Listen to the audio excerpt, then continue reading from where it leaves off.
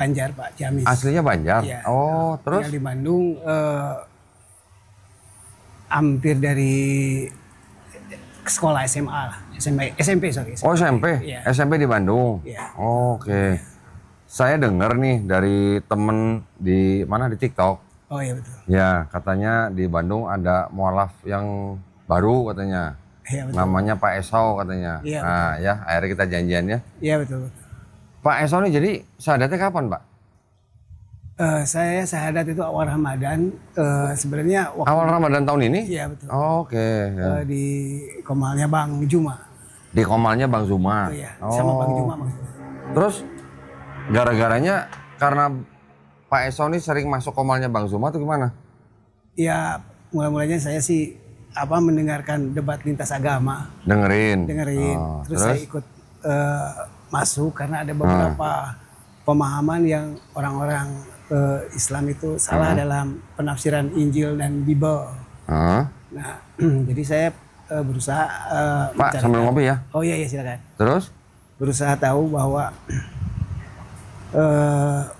ada satu pemahaman juga yang berbeda tentang beberapa literasi keimanan, misalnya di dalam diksi masalah Injil dan Bible itu aja. Bapak berapa kali masuk Komalnya Bang Zuma? Oh, lupa lagi ya, tapi saya seringnya di beberapa rekan-rekan API gitu. Oh, teman-teman di API. Iya betul, saya lihatnya. Jadi Bapak udah sering masuk ke Komal-Komal API. Iya betul. Oke. Nah tuh ya, makanya teman-teman dari kalangan Nasrani harap berhati-hati gitu kalau masuk Komal-Komalnya API gitu ya. Bisa-bisa jadi kayak Pak Esau nih, jadi mualaf ya. Tapi alhamdulillah ya Pak ya. Iya. Setelah Bapak masuk ke Komal-Komal itu, Bapak dengerin, Bapak simak, ternyata ada perbedaan diksi di dalam Bible ya Pak ya. Bible dan Injil ya. Setelah berapa lama, akhirnya Pak Esau malah jadi menerima kenyataan bahwa Kristen bukan agamanya Yesus gitu Pak, atau gimana? Iya betul. Jadi sebenarnya diksi Kristen itu bukan tidak ada sejaman Isa dan Masihu atau Yesus Kristus, karena yang saya pahami dulu adalah suatu din atau suatu bentuk kaum yang memang percaya dengan satu Tuhan. Nah, karena memang ada beberapa perbedaan antara orang Nasrani dan orang Kristen di dalam pemahaman tentang Isa Al-Masih atau Yesus Kristus. Kami meyakini beliau adalah seorang nabi. Sedangkan orang Kristen dengan doktrin pemahamannya adalah sebagai anak Tuhan atau Tuhan itu sendiri. Yang saya pahami begitu. Ini mohon maaf ya Pak Esau ya. Pak Esau sebelumnya dari Kristen apa? Saya bukan Kristen Pak. Oh sebelumnya bukan Kristen? Ya. Apa Pak? Saya kaum Nasrani. Nasrani. Ya. Oh Bapak menyebut Bapak dan kelompok Bapak Nasrani. Ya. Jadi ketika Nasrani Bapak tidak menyembah Yesus sebagai Tuhan. Betul. Betul gitu? Betul. Oke. Bukan saksi Yehova? Oh bukan. Bukan? Bukan. Oh. Jadi gerejanya apa Pak? Kalau kaum Nasrani itu tidak punya gereja Pak. Dia punyanya adalah bait suci. Bait suci apa nih? Bait suci yang di Yerusalem? Bukan, penamaannya di sini. Oh, rumah ibadahnya. Rumah ibadah. Disebutnya bait suci. Ya. Terus? Yang saya pahami dulu itu namanya adalah biara. Tapi biara itu dipakai diksi oleh orang Kristen sebagai tempat gereja. Pak, mohon maaf, bicaranya agak keras dikit boleh? Nggak gitu kedengeran saya. Ya. Jadi apa tadi Pak? Ada beberapa pemahaman dulu ya, tempat ibadah kami di sini, khususnya yang di Banjar itu adalah bait suci. Bait suci. Ya. Terus? Di mana kami juga sama kalau mengadakan suatu pemahaman di dalam ya kalau rekan-rekan berkelompok gitu namanya bukan gereja tapi bait suci gitu. Rumah ibadahnya disebut bait suci. Ya, walaupun ada beberapa. Iya. Terus yang tempat Bapak itu ada berapa cabang Pak? Yang saya tahu hanya ada satu Pak di situ. Di mana? Di kota mana? Di kota Banjar Pak, Tasik. Di Banjar? Iya. Oke. Bapak dari kecil memang ikut kelompok itu atau baru-baru aja atau gimana?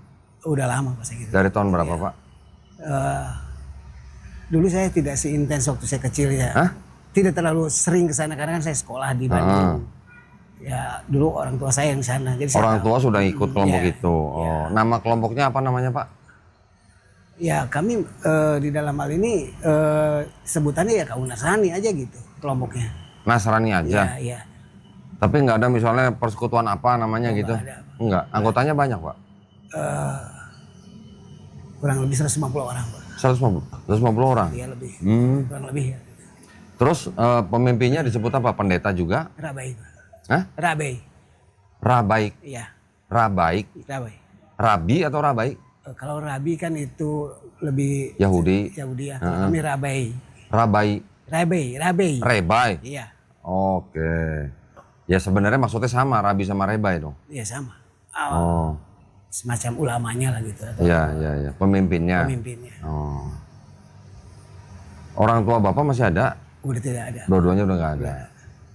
Terus Bapak berarti aktif di kelompok itu dari tahun berapa? Dari umur berapa? Ya, saya 11 tahun Pak di sana. 11 tahun. Iya, gitu. Oke. Selama ini berarti Bapak menyembah hanya Tuhan yang Maha Esa. Iya. Tidak menyembah selain Tuhan yang Maha Esa itu. Iya, betul. Tuhan yang Maha Esa itu Bapak sebut dengan nama siapa? Kalau kami menyebutnya adalah Elohim atau Eloah. Elohim atau Eloah. Eloah. Oke. Bukan Yahweh.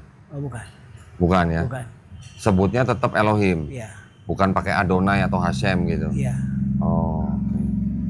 Nah, terus selama Bapak mengikuti komal-komal teman-teman di API itu, apa yang Bapak tangkap dari pembicaraan-pembicaraan atau debat-debat di online gitu, Pak? Ya, saya mulanya tertarik dengan adanya persamaan antara Injil dan Bible. Persamaan? Ya, ada beberapa pemahaman antara Injil dan Bible. Sebenarnya itu dua hal yang berbeda menurut saya. Karena Bible itu kan adalah yang saya pahami adalah dikanonisasi ya, atau dikodifikasi oleh jauh setelah. Nggak ada dikodifikasi Pak, Bible itu. Oh, iya. Dikanonisasi. Dikanonisasi ya, dan oleh 4 santo terdahulu ya, Lukas, Matius yang gitu ya. Oleh siapa? Lukas, Matius. Oh, bukan. Kalau nama Matius, Markus, Lukas, Yohanes itu adalah nama-nama yang diatributkan oleh bapak-bapak gereja di abad kedua. Oh ya itu. Tapi Bapak menggunakan Bible apa Pak? LAI juga? Jadi saya punya satu Injil Pak yang memang nanti kalau misal saya ada kesempatan saya perlihatkan.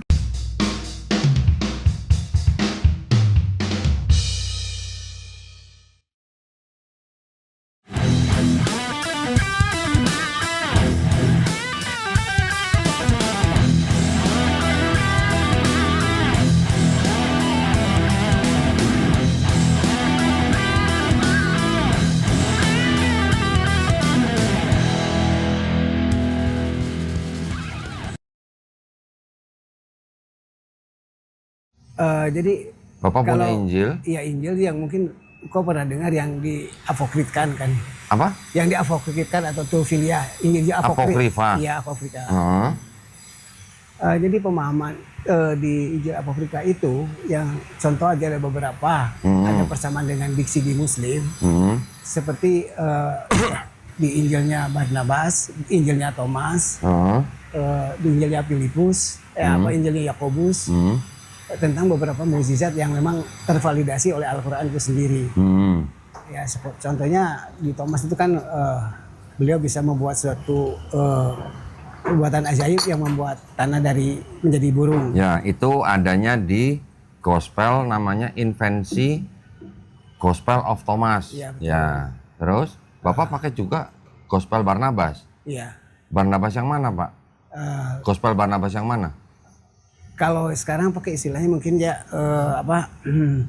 Injil Barnabas yang pertama yang Calypso of Barnabas. Yang apa?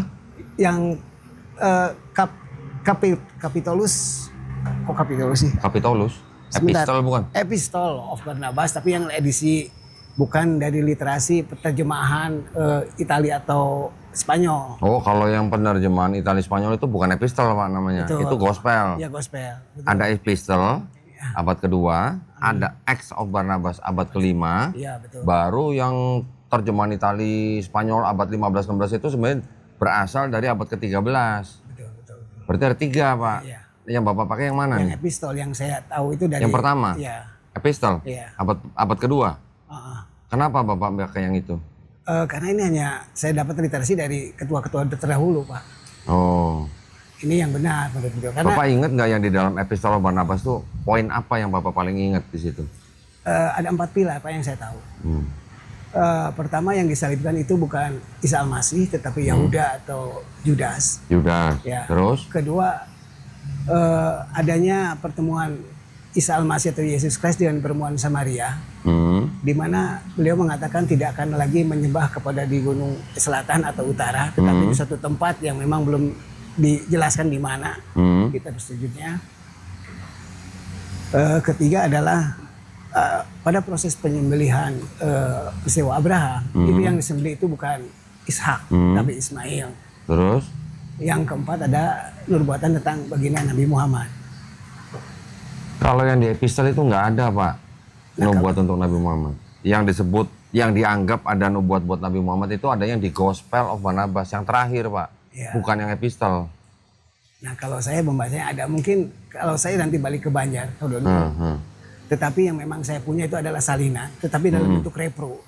Repro itu kan difoto ya, tapi jadi original teksnya masih ada. Saya bisa Kemungkinan besar yang Bapak pegang atau Bapak baca itu adalah Gospel of Barnabas yang di abad 13 itu Pak, yang diterjemahkan ke bahasa Itali abad 15, diterjemahkan ke bahasa Spanyol abad 16. Yang saya tahu itu, karena saya punya tiga-tiganya.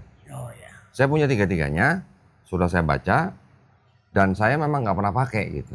Walaupun mungkin ada beberapa diksi yang tadi Bapak bilang mirip atau sama dengan Islam, tapi itu tetap kita tidak pakai. Ya. Karena itu bukan dokumen Islam, juga tidak diterima oleh Kristen. Ya betul. Betul kan? Makanya. Nah, makanya saya juga nggak pakai. Iya. Mungkin Bapak nanti cek lagi. Iya. Yang Bapak maksud itu adanya yang Gospel of Barnabas atau Epistle of Barnabas.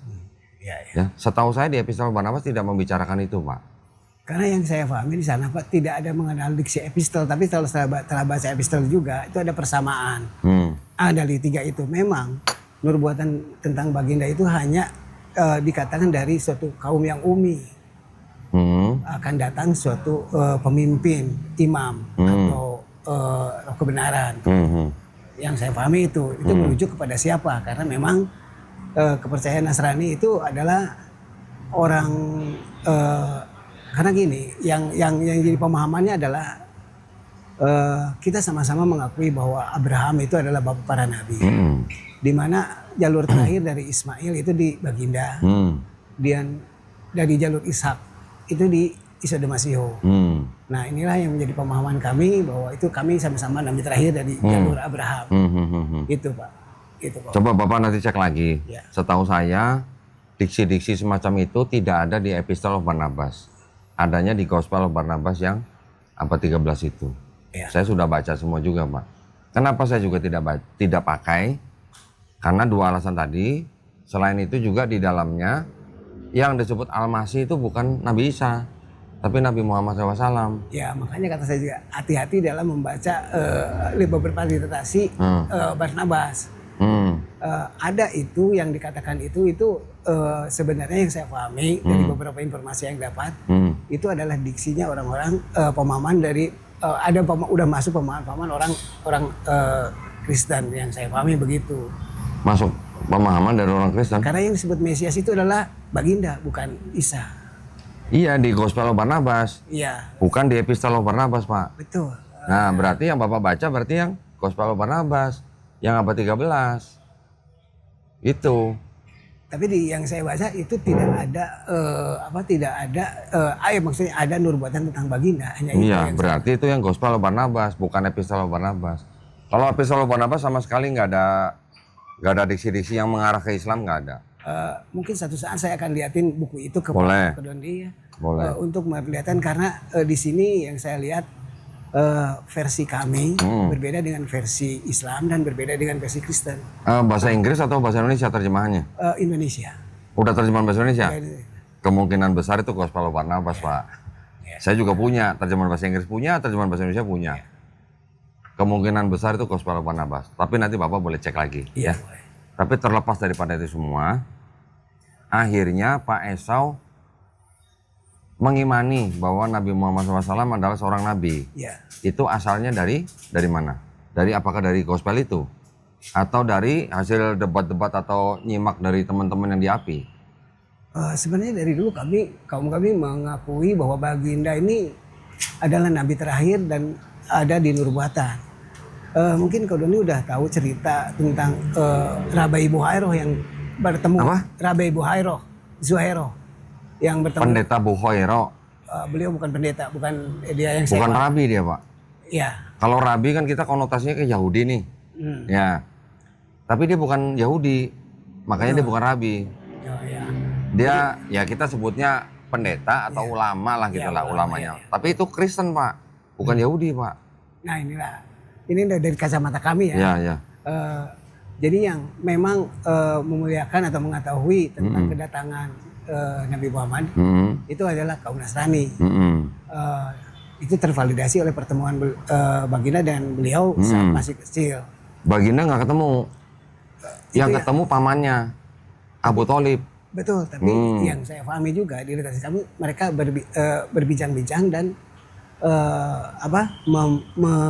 bertemu dengan Baginda dan menanyakan karena ada literasi yang saya pahami beliau melihat tanda di pundak Baginda ada tanda kenabian yang saya pahami itu. Yang saya tahu ya Pak ya, Ya. Baginda itu tidak masuk, dia tunggu di luar, Betul. yang masuk pamannya. Betul. Nah, jadi si pendeta Bukhara itu bertanya kepada Abu Tholib, siapa anak itu, gitu kan? Setelah itu mau kemana? Setelah dijelaskan mau ke Syam, Ya. pendeta Bukhara bilang ke pamannya Baginda Abu Tholib untuk membawa pulang anak itu.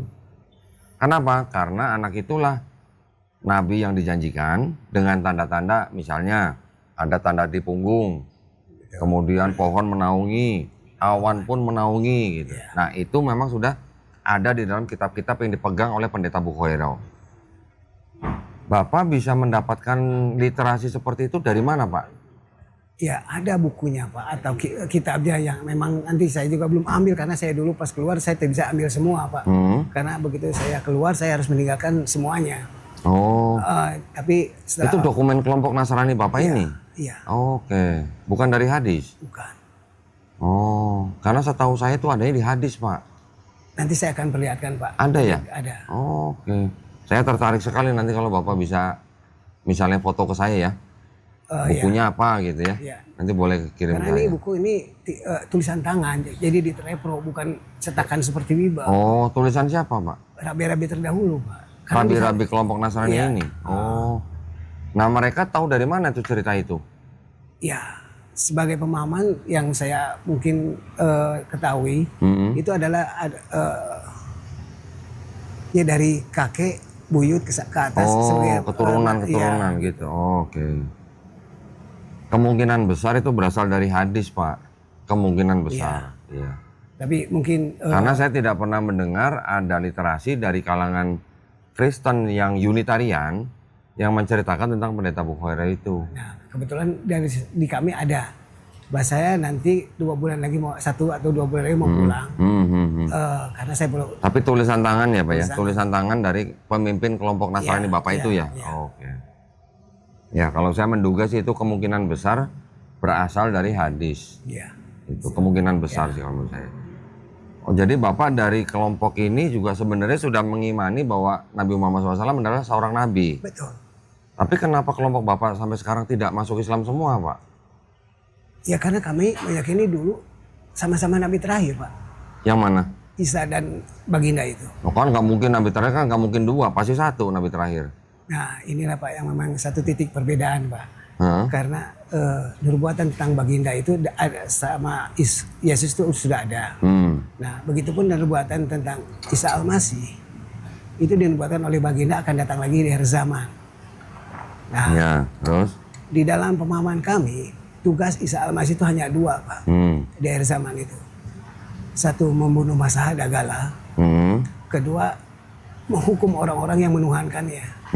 Nah hanya itu. Oh, menghukum orang-orang yang menuhankannya itu mungkin kalau di literasi Islam di breakdown menjadi 2. Yang pertama mematahkan salib, yang kedua membunuh babi. Nah ini mungkin bahasa kiasan Pak, bukan harfiah mata-matain salib atau bunuh-bunuhin babi, bukan. Salib dan babi ini kan urusannya dengan Kristen gitu. Iya. Ya kan? Iya. Nah mungkin itu. Ya, karena di sini diksinya menghukum ya, bukan membunuh, menghukum. Nah, beberapa pemahaman juga di dalam tradisi Islam juga yang bisa membunuh Mahasa Dagala adalah seorang nabi. Jadi artinya Isa Al-Masih itu masih seorang nabi saat terakhir turun zaman itu. Di dalam literasi Nasrani tidak mengenal yang namanya Imam Mahdi. Jadi Imam Mahdi juga setelah saya lihat itu bukan nama, Pak, itu sebutan. Tapi siapa sebenarnya kami tidak tahu. Yang jelas ada beberapa pahlawan itu adalah turunan dari baginda Nabi. Nah inilah yang menjadi keyakinan orang-orang Nasrani sebagai bentuk bahwa di akhir zaman itu hanya satu nabi yang sebagai kekhalifahan yang memang memimpin kekhalifahan, itulah Isa Al-Masih. Sampai dia menikah dan wafat sebagai manusia. Itulah yang menjadi pemahaman dulu. Oke. Terus akhirnya Bapak akhirnya menerima Islam itu dari sisi mananya Pak? Jadi gini Pak, setelah saya beberapa pemahaman mempelajari ini, kalau nggak salah itu di surat Maryam 126 yang menyatakan bahwa kitab-kitab itu dahulu telah direvisi atau telah ada campur tangan orang untuk telah dirubah-rubah lah begitu. Contoh ya Pak yang saya lihat, karena semenjak zaman Maryam tidak sampai 126 Pak, cuma sampai 98. Itu yang ada dua kitab terdahulu yang telah dirubah-rubah itu. Kalau nggak salah bukan Maria ya. Al-Baqarah mungkin. Anisa 126 gitu kalau nggak salah. Anisa 126. Bukan ya. Lupa lagi saya itu. Kalau yang mereka sudah merubah-rubah itu ada di Quran surat Al-Baqarah Pak, ayat 79 Pak. Oh iya. Nah itu mungkin ya. Nah, maka celakalah orang-orang yang menulis kitab dengan tangan mereka sendiri, kemudian berkata ini dari Allah dengan maksud untuk menjualnya dengan harga murah. Maka celakalah mereka karena tulisan tangan mereka, dan celakalah mereka karena apa yang mereka perbuat. Ya. Al-Baqarah ayat 79. Tapi dikatakan di situ ada dua ayat itu telah dirubah, tapi mereka memang ini kan dirubah itu antara Taurat dan Injil. Ya, maksudnya apa namanya? Pokoknya kitab-kitab yang sudah diberikan kepada Bani Israel itu sudah dirubah-rubah sama mereka. Nah, pertanyaannya kan dirubahnya yang mana? Begitu kan orang Kristen atau orang Yahudi Ortodoks sendiri. Karena bagi saya yang saya tahu semenjak zaman Isa Al-Masih itu Taurat itu udah ada dua Pak.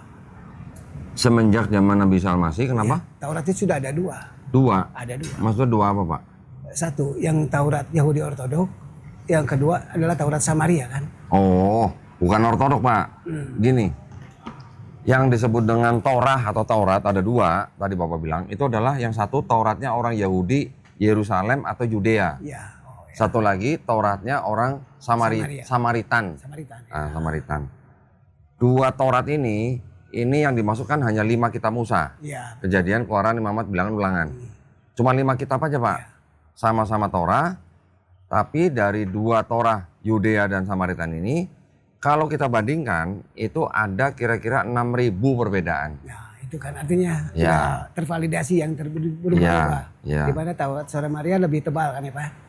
Yang mana? Yang Taurat Samaria lebih tebal dibanding Taurat. Kalau tebalnya sih mungkin itu karena mungkin ketebalan kertasnya atau mungkin karena bentuk tulisannya besar-besar mungkin. Kalau yang saya pahami. Tapi perbedaannya itu memang bisa dikatakan gini.